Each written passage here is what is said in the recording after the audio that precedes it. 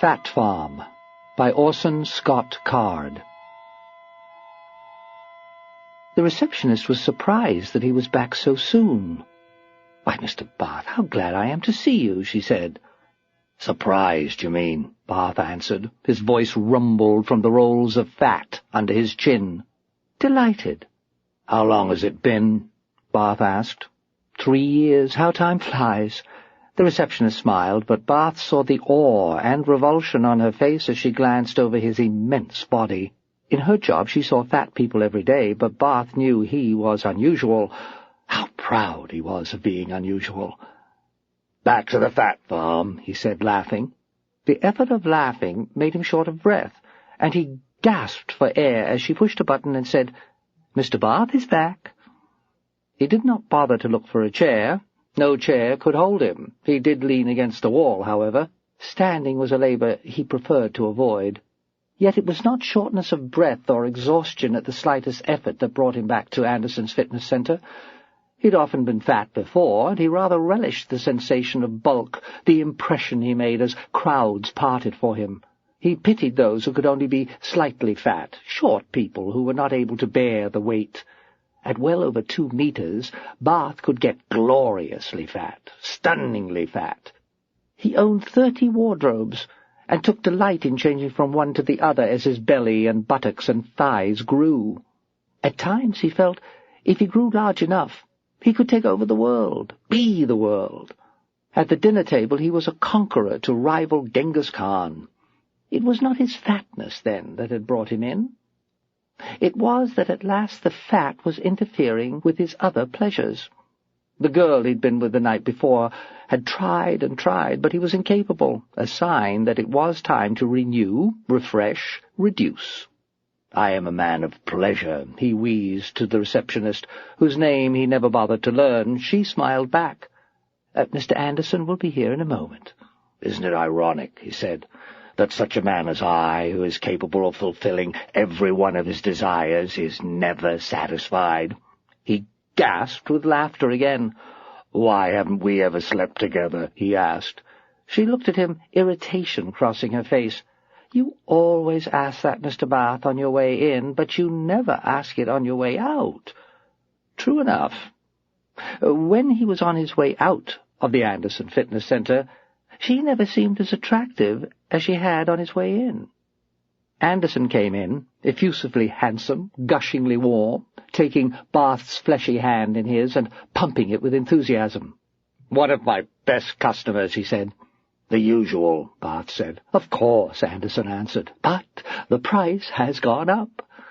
"If you ever go out of business," Barth said, following Anderson into the inner rooms, "give me plenty of warning. I only let myself go this much because I know you're here." "Oh," Anderson chuckled, "we'll never go out of business." "I have no doubt you could support your whole organization on what you charge me." "You're paying for much more than the simple service we perform. You're also paying for privacy. Our, shall we say, lack of government intervention." "How many of the bastards do you bribe?" "Oh, very few, very few, partly because so many high officials also need our service." "No doubt." "It isn't just weight gains that bring people to us, you know. It's cancer and aging and accidental disfigurement. You'd be surprised to learn who has had our service." Barth doubted that he would. The couch was ready for him, immense and soft and angled, so that it would be easy for him to get up again. "Damn near got married this time," Barth said by way of conversation. Anderson turned to him in surprise. "But you didn't." "Oh, of course not. Started getting fat. She couldn't cope." "Did you tell her?" "That I was getting fat? Oh, it was obvious." "About us, I mean." "Oh, I'm not a fool." Anderson looked relieved. "Can't have rumours getting around among the thin and young, you know." "Still, I think I'll look her up again afterward. She did things to me a woman shouldn't be able to do, and I thought I was jaded." Anderson placed a tight-fitting rubber cap over Barth's head. "Think your key thought," Anderson reminded him. Key thought. At first it had been such a comfort to make sure that not one iota of his memory would be lost. Now it was boring, almost juvenile. Key thought. Do you have your own Captain Aardvark's secret decoder ring? Be the first on your block? The only thing Barth had been the first on his block to do was reach puberty. He'd also been the first on his block to reach 150 kilos. "How many times have I been here?" he wondered, as the tingling in his scalp began. This is the 8th time. 8 times, and my fortune is larger than ever, the kind of wealth that takes on a life of its own. I could keep this up forever, he thought, with relish. Forever at the supper table, with neither worries nor restraints. "It's dangerous to gain so much weight," Lynette had said. "Heart attacks, you know." But the only things that Barth worried about were hemorrhoids and impotence. The former was a nuisance, but the latter made life unbearable and drove him back to Anderson. Key thought. What else? Lynette, standing naked on the edge of the cliff with the wind blowing. She was courting death, and he admired her for it, almost hoped that she would find it. She despised safety precautions, like clothing. They were restrictions to be cast aside. She had once talked him into playing tag with her on a construction site, racing along the girders in the darkness until the police came and made them leave. That had been when Barth was still thin from his last time at Anderson's. But it was not Lynette on the girders that he held in his mind. It was Lynette, fragile and beautiful Lynette, daring the wind to snatch her from the cliff and break her body on the rocks by the river. Even that, Barth thought, would be a kind of pleasure. A new kind of pleasure, to taste a grief so magnificently, so admiringly earned. And then the tingling in his head stopped. Anderson came back in. "Already?" Barth said. "We've streamlined the process." Anderson carefully peeled the cap from Barth's head, helped the immense man lift himself from the couch. I can't understand why it's illegal," Barth said. "Such a simple thing." "Oh, there are reasons. Population control, that sort of thing. This is a kind of immortality, you know. But it's mostly the repugnance most people feel. They can't face the thought. Oh, you're a man of rare courage." But it was not courage, Barth knew. It was pleasure. He eagerly anticipated seeing, and they did not make him wait. "Mr. Barth? Meet Mr. Barth." It nearly broke his heart to see his own body young and strong and beautiful again, as it never had been the first time through his life. It was unquestionably himself, however, that they led into the room. Except that the belly was firm, the thighs well-muscled but slender enough that they did not meet, even at the crotch. They brought him in naked, of course. Barth insisted on it. He tried to remember the last time. Then he had been the one coming from the learning room, emerging to see the immense fat man that all his memories told him was himself. Barth remembered that it had been a double pleasure to see the mountain he had made of himself, to view it from inside this beautiful young body. "Come here," Barth said, his own voice arousing echoes of the last time, when it had been the other Barth who had said it. And just as that other had done the last time, he touched the naked young Barth, stroked the smooth and lovely skin, and finally embraced him. And the young Barth embraced him back, for that was the way of it.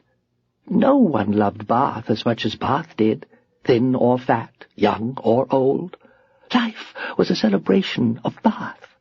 The sight of himself was his strongest nostalgia. "What did I think of?" Barth asked. The young Barth smiled into his eyes. "Lynette," he said, naked on a cliff, the wind blowing, and the thought of her thrown to her death. "Will you go back to her?" Barth asked his young self eagerly. "Perhaps. Or to someone like her." And Barth saw with delight that the mere thought of it had aroused his young self more than a little. "He'll do," Barth said, and Anderson handed him the simple papers to sign. Papers that would never be seen in a court of law, because they attested to Barth's own compliance in and initiation of an act that was second only to murder in the law books of every state. "That's it, then," Anderson said, turning from the fat Barth to the young, thin one. You're Mr. Barth now, in control of his wealth and his life. Your clothing is in the next room." "I know where it is," the young Barth said with a smile, and his footsteps were buoyant as he left the room. He would dress quickly and leave the fitness centre briskly, hardly noticing the rather plain-looking receptionist, except to take note of her wistful look after him, a tall, slender, beautiful man who had, only moments before, been lying mindless in storage, waiting to be given a mind and a memory, waiting for a fat man to move out of the way so he could fill his space. In the memory room, Barth sat on the edge of the couch, looking at the door, and then realized, with surprise, that he had no idea what came next. "My memory's run out here," Barth said to Anderson. "The agreement was, what was the agreement?" "The agreement was tender care of you until you passed away." "Oh, yes." "The agreement isn't worth a damn thing," Anderson said, smiling. Barth looked at him with surprise. "What do you mean?" "Well, there are two options, Barth. A needle within the next 15 minutes, or employment." "What are you talking about?"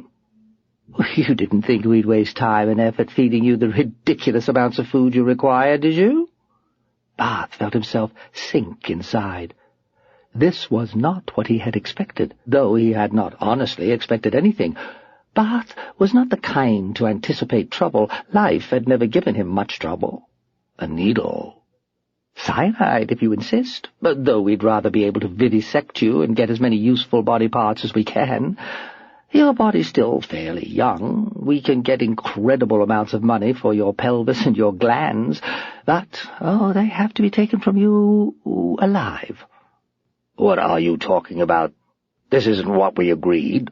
"Oh, I agreed to nothing with you, my friend," Anderson said, smiling. "I agreed with Barth, and Barth just left the room."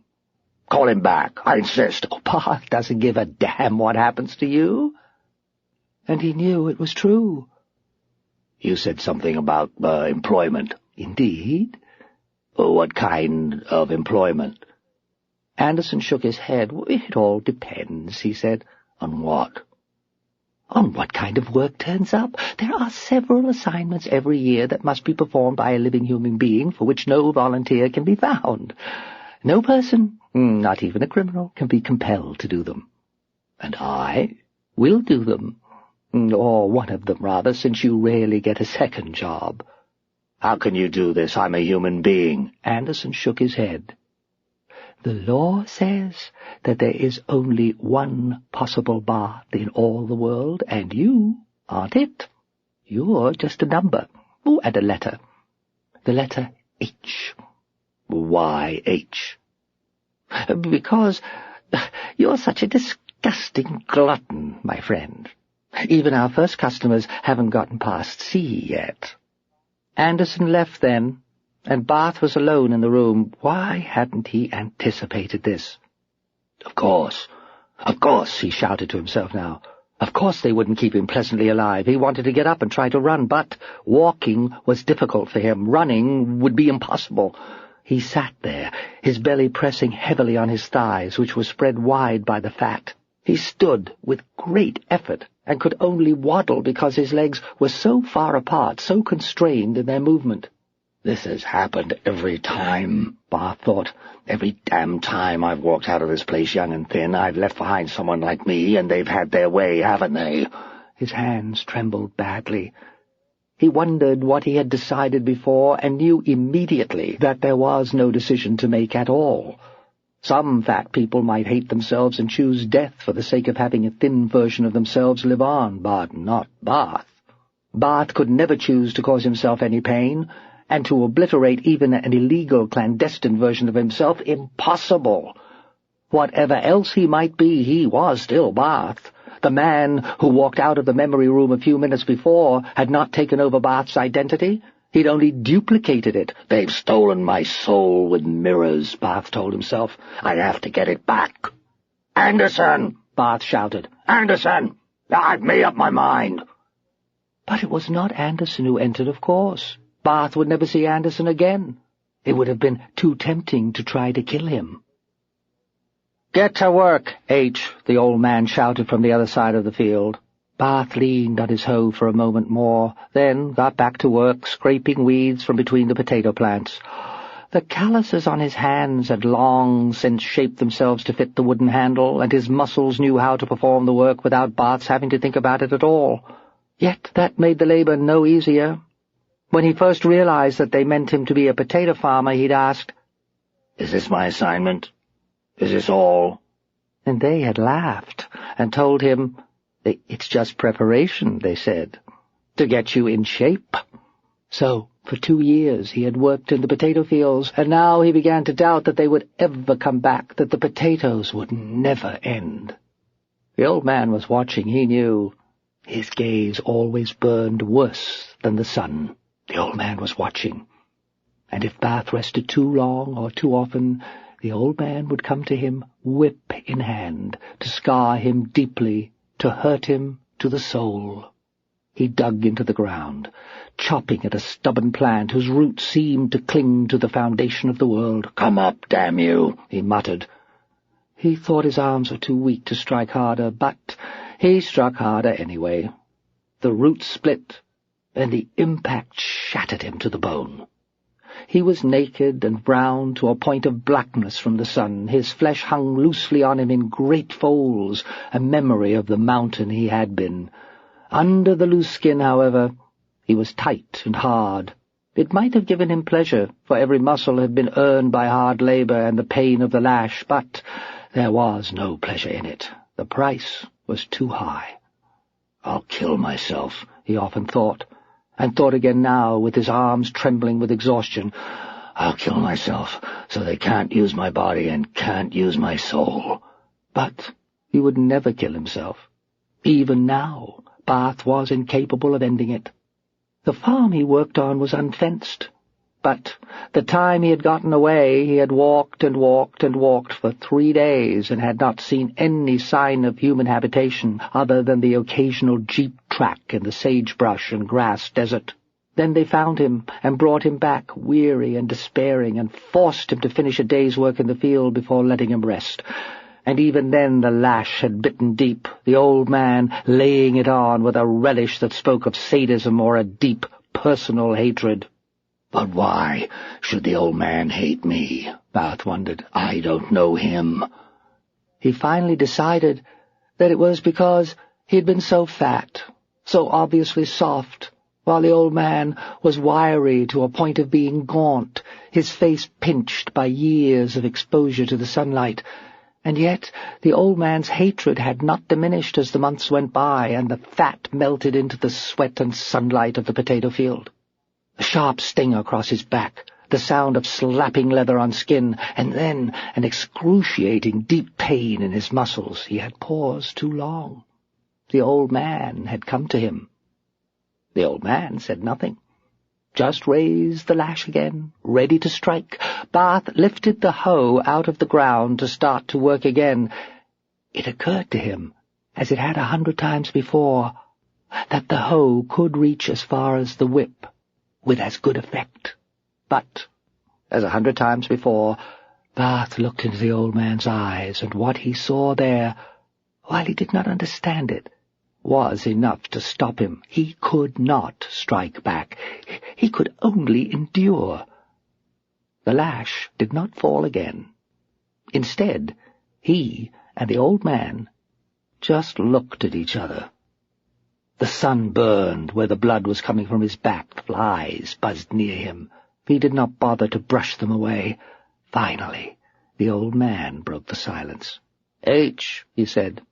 Barth did not answer, just waited. "They've come for you." "First job," said the old man. First job. It took Barth a moment to realize the implications. The end of the potato fields. The end of the sunlight. The end of the old man with the whip. The end of loneliness, or at least of the boredom. "Oh, thank God," Barth said. His throat was dry. "Go wash," the old man said. Barth carried the hoe back to the shed. He remembered how heavy the hoe had seemed when he first arrived, how 10 minutes in the sunlight had made him faint, yet they had revived him in the field, and the old man had said, "Carry it back." So he had carried back the heavy, heavy hoe, feeling for all the world like Christ bearing his cross. Soon enough the others had gone, and the old man and he had been alone together, but the ritual with the hoe never changed. They got to the shed, and the old man carefully took the hoe from him and locked it away, so that Barth couldn't get it in the night and kill him with it. And then into the house, where Barth bathed painfully, and the old man put an excruciating disinfectant on his back. Barth had long since given up on the idea of an anesthetic. It wasn't in the old man's nature to use an anesthetic. Clean clothes, a few minutes' wait, and then the helicopter. A young, businesslike man emerged from it, looking unfamiliar in detail, but very familiar in general. He was an echo of all the businesslike young men and women who had dealt with him before. The young man came up to him, unsmilingly, and said, "H." Barth nodded. It was the only name they used for him. "You have an assignment." "What is it?" Barth asked. The young man did not answer. The old man behind him whispered, "They'll tell you soon enough, and then you'll wish you were back here, H. They'll tell you, and you'll pray for the potato fields." But Barth doubted it. In the 2 years there had not been a moment's pleasure. The food was hideous, and there was never enough. There were no women, and he was usually too tired to amuse himself. Just pain and labor and loneliness, all excruciating. He would leave that now. Anything would be better. Anything at all. "Whatever they assign you, though," the old man said, "it can't be any worse than my assignment." Barth would have asked him what his assignment had been, but there was nothing in the old man's voice that invited the question, and there was nothing in their relationship in the past that would allow the question to be asked. Instead, they stood in silence as the young man reached into the helicopter and helped a man get out. An immensely fat man, stark naked, and white as the flesh of a potato, looking petrified. The old man strode purposely toward him. "Hello, the old man said. "My name's Barth," the fat man answered, petulantly. The old man struck him hard across the mouth, hard enough that the tender lip split, and blood dripped from where his teeth had cut into the skin. "Aye," said the old man. "Your name is I." The fat man nodded pitiably, but Barth, H., felt no pity for him. 2 years this time, only 2 damnable years, and he was already in this condition. Barth could vaguely remember being proud of the mountain he had made of himself, but now he felt only contempt, only a desire to go to the fat man, to scream in his face, "Why did you do it? Why did you let it happen again?" It would have meant nothing. To I, as to H, it was the first time, the first betrayal. There had been no others in his memory. Barth watched as the old man put a hoe in the fat man's hands and drove him out into the field. 2 more young men got out of the helicopter. Barth knew what they would do, could almost see them helping the old man for a few days, until I finally learned the hopelessness of resistance and delay. But Barth did not get to watch the replay of his own torture of 2 years before. The young man, who had first emerged from the copter, now led him to it, put him in a seat by a window, and sat beside him. The pilot speeded up the engines, and the copter began to rise. "The bastard," Barth said, looking out of the window at the old man as he slapped I across the face brutally. The young man chuckled. Then he told Barth of his assignment. Barth clung to the window, looking out, feeling his life slip away from him even as the ground receded slowly. I can't do it." "There are worse assignments," the young man said. Barth did not believe it. "If I live," he said, "if I live, I want to come back here." "Love it that much?" to kill him." The young man looked at him blankly. "The old man," Barth explained, then realized that the young man was ultimately incapable of understanding anything. He looked back out the window. The old man looked very small next to the huge lump of white flesh beside him. Barth felt a terrible loathing for I, a terrible despair in knowing that nothing could possibly be learned, that again and again his selves would replay this hideous scenario. Somewhere, the man who would be Jay was dancing, was playing polo, was seducing and perverting and being delighted by every woman and boy and God knows sheep that he could find. Somewhere, the man who would be Jay dined. I bent immensely in the sunlight and tried clumsily to use the hoe. Then, losing his balance, he fell over into the dirt, writhing. The old man raised his whip. The helicopter turned then so that Barth could see nothing but sky from his window. He never saw the whip fall, but he imagined the whip falling, imagined and relished it, longed to feel the heaviness of the blow flowing from his own arm. "Hit him again," he cried out inside himself. "Hit him for me." And inside himself he made the whip fall 12 times more. "What are you thinking?" the young man asked, smiling, as if he knew the punchline of a joke. "I was thinking," Barth said, "that the old man can't possibly hate him as much as I do." Apparently, that was the punchline. The young man laughed uproariously. Barth did not understand the joke, but somehow he was certain that he was the butt of it. He wanted to strike out, but dared not. Perhaps the young man saw the tension in Barth's body, or perhaps he merely wanted to explain. He stopped laughing, but could not repress his smile, which penetrated Barth far more deeply than the laugh. "Don't you see?" the young man asked. "Don't you know who the old man is?" Barth didn't know. "Oh, what do you think we did with A?" the young man laughed again. "There are worse assignments than mine," Barth realized. And the worst of all would be to spend day after day, month after month, supervising that contemptible animal that he could not deny was himself. The scar on his back bled a little, and the blood stuck to the seat. When it dried,